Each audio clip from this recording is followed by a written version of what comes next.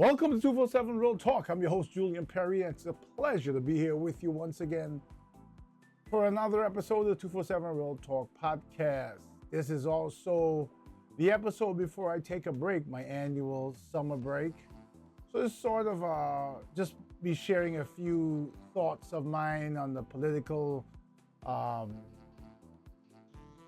spectacle that's going on at the moment in the United States.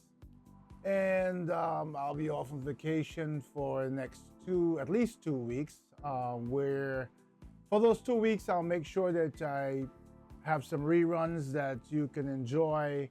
Probably my 200th episode, and probably my last two episodes where I had guests with Kim Love Jones, and then the other one, the 200, Mr. Matanya Gladden.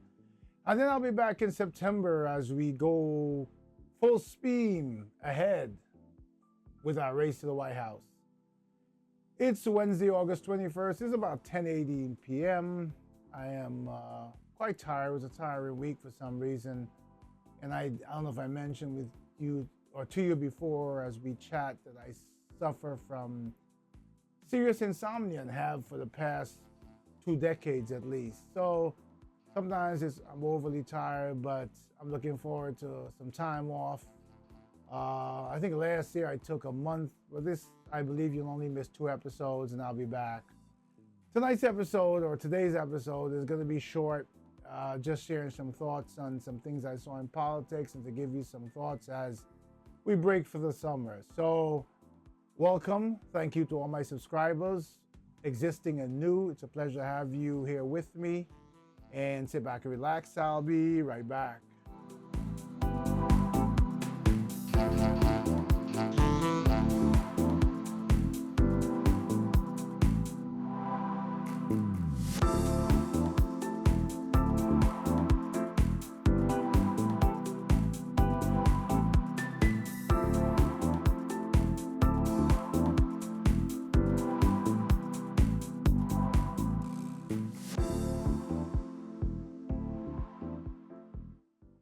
So welcome back to the podcast, 247 Real Talk. Again, I'm your host, Julian Perry.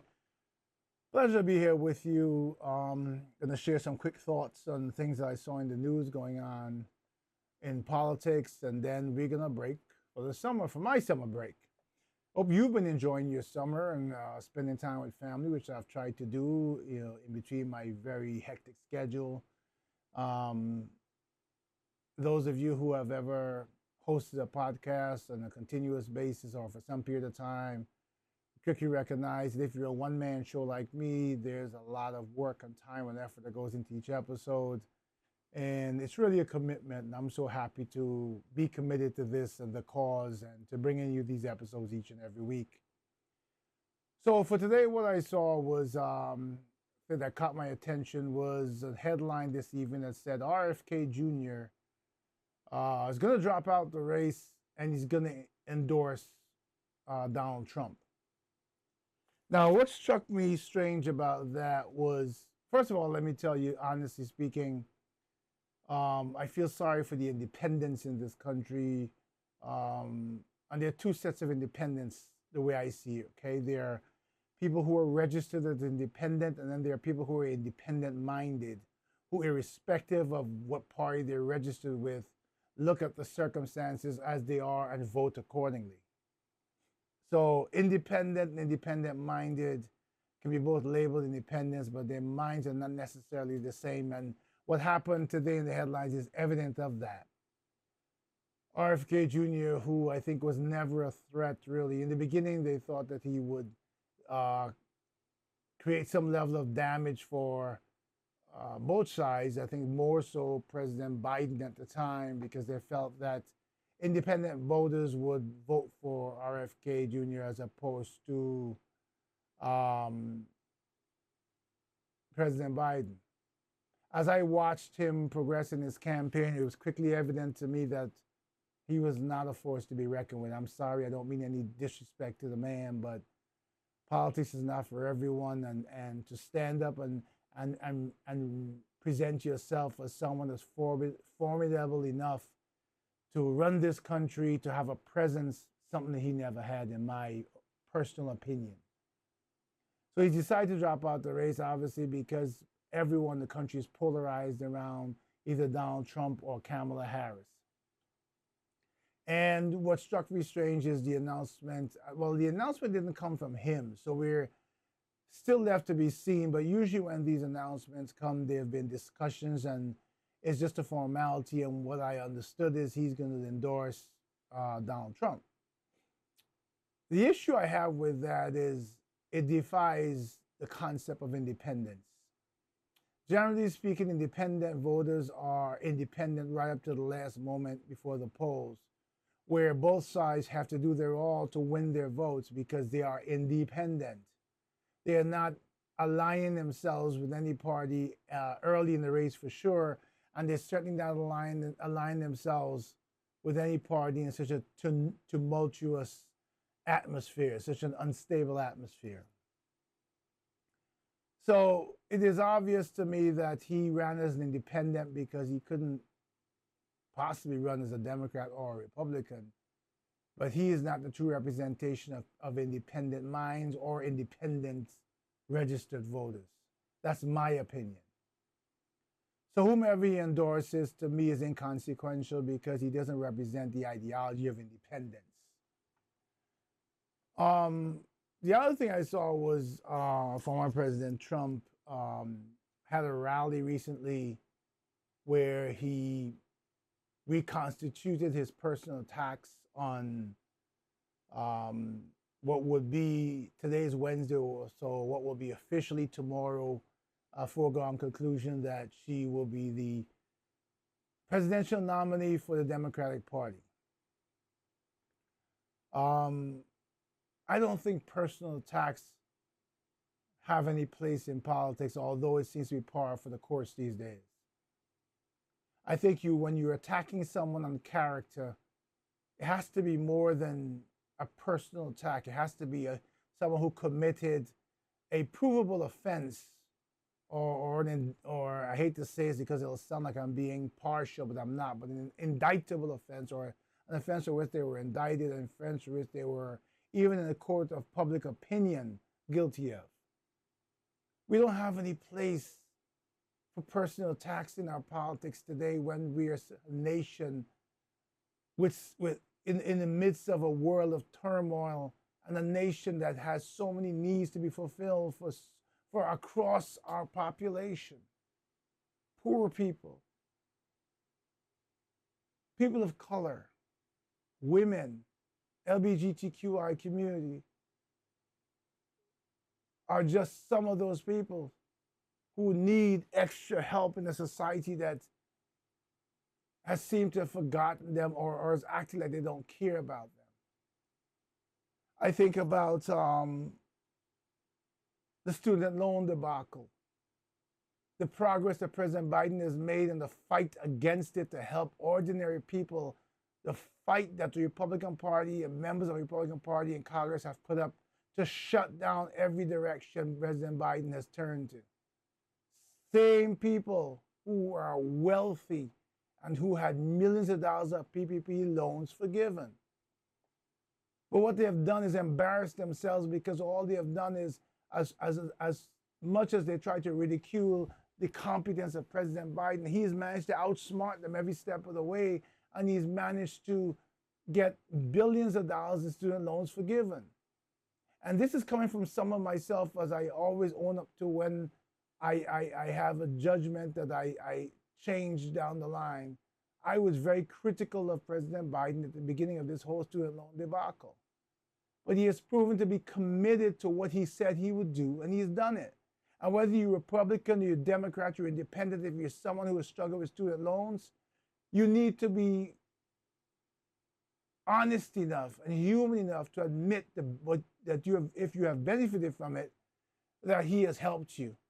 And to admit that it is the people in the Republican Party who are stopping others from getting some sort of relief in a climate where education has not been treated as critical an aspect of society as we have seen it to be, where you go for a job and it is many times important part of the criteria that's used to determine your eligibility. and yet you're fighting to pay, well over $100,000 now at many universities just for a bachelor's. I remember when I first started out in college, and if I want to get this number right, I want to say under $30,000 I could have gotten a bachelor's at the university that I went to, the alumni that I'm from. And that same university, I think last time I checked, it's close to $120,000 for a bachelor. From $30,000, actually around $28,000, going full time and getting the bachelor's to $120,000. And then now you got a bachelor's, and it's not good enough. It's not good enough for any job that can allow you to even pay back $120,000 in student loan debt. We have to look at this election in a way that matters to the most American people. I'm not going to call a candidate's name, but I'll tell you what I am proud of. And I hope America at least considers this as they go to the polls. We try to tell the rest of the world to use us, the United States of America, as an example of how a society should be run. There are many countries around the world that think we're the laughing stock of the world, which says or very poor things for the United States of America, arguably what should be and what used to be, and I'm not sure where we are now as the greatest nation in the world. I love this country. I love its opportunities. I love its diversity. But when we've got politicians who want to remove the word diversity from our society, eradicate diversity and the concept of diversity in a nation that's a melting pot, that's a quilt of every single race, creed, color, ethnicity in the world. That's what the United States of America is, has always been. Immigrants who have come to this country, whose generations after are against immigration. Generations later, the generations of now would not be here if it wasn't for immigration. But they're dead set against immigrants. Not just the argument that we should have a better immigration policy, that we should have vetting done for who's coming in and all of that. That's understood, and I agree with that. But there are people who, the minute they hear or say the word immigrants or migrants, they say it in a derogatory way. Like if they went to Ancestry.com and looked far enough, they won't realize that their ancestry and their ancestors are from immigrants or were immigrants. As I go on vacation and take a break from the hectic schedule that I've been upkeeping, and as I take my finger off the pulse of the toxic politics that we've been dealing with so far, I have a dream. I have a dream that when I return only in 2 weeks, that somehow some more or a larger part of our population has somehow migrated to the concept of common sense and start looking at both candidates in terms of what they offer, not only to the people because they be elected by the people to do the work for the people, but what it does for this great nation of ours as we are seen to the rest of the world.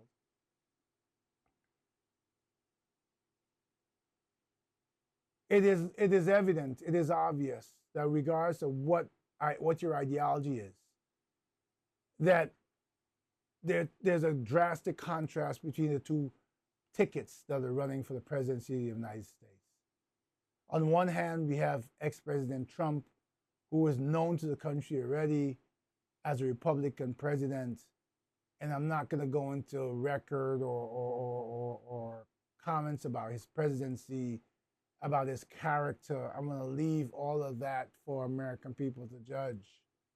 But the contrast I'm talking about is, as we talk about ourselves as the United States of America, as the greatest nation on this earth, as a nation built on the backs of immigrants, of a nation that's melting pot of all race, creed, colors, and genders, as an accepting nation, as a democratic nation, as what we should be as a democratic example to the world. The opposing ticket, the Democratic ticket, whether it be by default, whether it be by circumstances beyond their control, to me have come up with a great representation of what America is and should be. The presidential candidate is a woman, one, of color, two. Something this country has never embraced, accepted, or elected before. We did elect a president of color, President Barack Obama.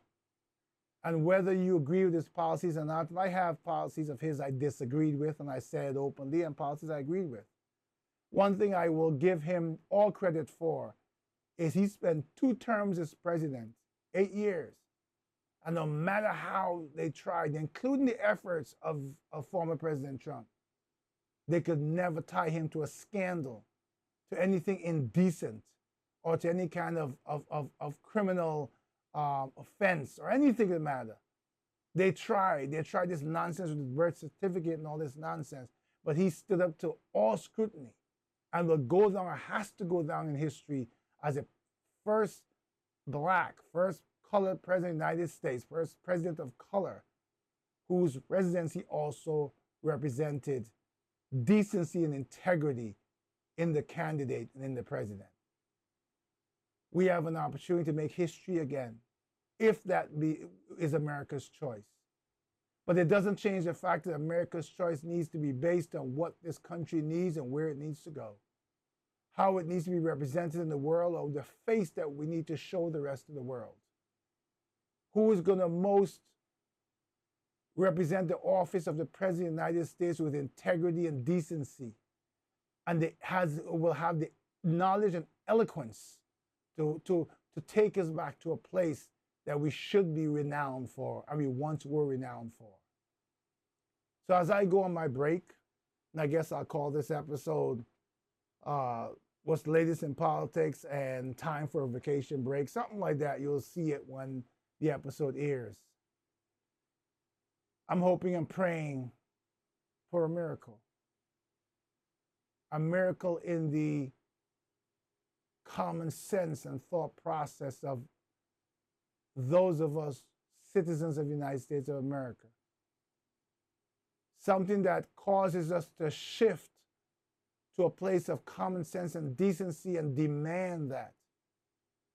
Something that causes us to make our decisions based on what's best for most Americans and what will result in the name United being the prominent part of the United States of America and recognized worldwide as such.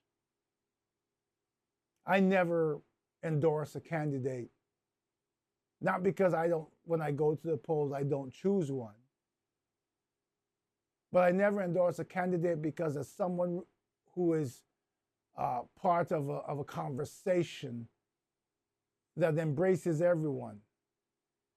My effort is to get you to think of what's best in true righteousness, in true integrity, in truly what will be better for most of the United States of America, in true what is accepting of most human beings that God created. We didn't create it ourselves, God did. And then making a decision of whichever ticket, Democrat or Republican, most represents what we should look like to the world and who we think will work to preserve the United States of America. This might sound more like a podcast the day before the election, but it's not. Elections are on Tuesdays, and my last episode before the election will be the Friday before. Obviously, it will be based on what happens until then. But until then, let's keep our eyes and ears focused on our future. Not the future of politicians, but the future of the American people. The future of our sons and daughters, our parents, our siblings.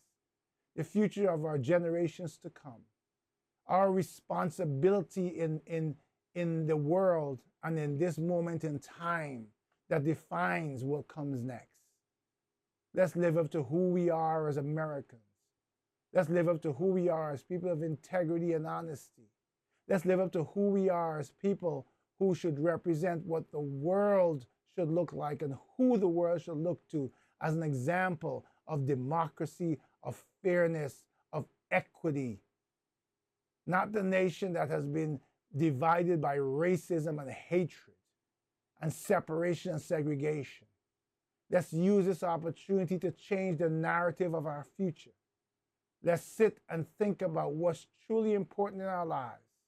Let's be willing to give credit where credit is due and criticize where criticism is due.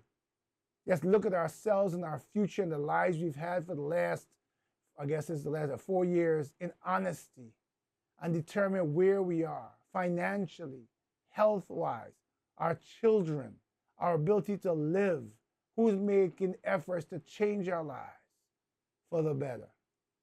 Make an honest decision that you can live with, one that allows you to sleep at night and not leave you riddled with guilt, one that makes you recognize that your decision is not one that someone gave to you, but one that you formed yourself. There was some comedy I saw one time where one character said to the other, "When I want your opinion, I'll give it to you." We've got millions of people in America who have been given their opinion, who've been given their directive of who to vote for. Be united, but also be an individual in the process of uniting, making sure that your voice is heard because of who you are and what your true opinion is, formed by yourself and not an opinion that someone's handed to you and has told you that you must choose as your opinion because of your race, creed, color, gender, or because of divisiveness that is running rampant in our nation. As I close this, I finally kept my promise, shorter episode.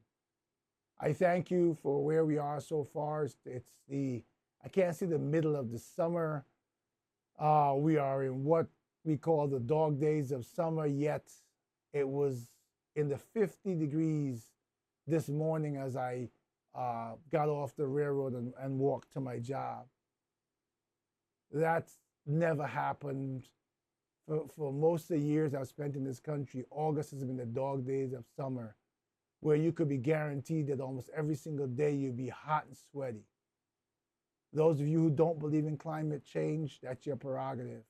If you look around you and what's happening in our country, the patterns of rainfall, the patterns of warm winters where in December we can walk around in New York and ride a bike, where I've seen people riding bicycles with a regular sweater on in January, not freezing, not doing something crazy, because it's been that warm, and recognize that the world is changing, that the climate is changing, that if you understand and you believe in the word of our Creator, then you understand that all this must occur because a day will come when this earth will no longer be as it is and no longer be able to be inhabited as it is. As I head out to get some much needed R&R, I wish you an enjoyable rest of the summer. By the time I go live again, we'll be past Labor Day in the United States, and that's the unofficial end of the summer. It's so crazy because I just remember we just went past Memorial Day, which was the unofficial start of summer. Time is flying. One of these days I'll discuss my theory with you about time and how fast it's moving. It's rather controversial, so I won't say it now because it's out there, so to speak.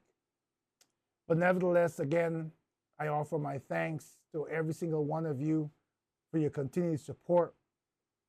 I ask you to continue to comment, like, hit that subscribe button, and share. Help me to build this platform. I'm not going anywhere. You can count on me, and I'm counting on you. I hope that you enjoy the rest of your summer. and be safe. I am traveling, I am flying, and I pray that Almighty God gives me the privilege and the benefit of returning safely with my family and continuing to bring these conversations with you, especially running up to November, where something historic will happen regardless of what happens. Thanks again so much. It is always my honor and my pleasure. I'm reminding you that over the next, at least the next 2 weeks, I hope to cut it down to 2 and not 3, you will be watching reruns. I'll make sure I choose something that you are comfortable and happy to listen to again. And I thank you so much and look forward to being live with you again soon in September as we start the last part, the last leg of the race to the White House. Thanks again so much. Be good to yourselves. Have a great weekend, a great week ahead, a great rest of your summer. And until we chat live again, please take care of yourselves and each other.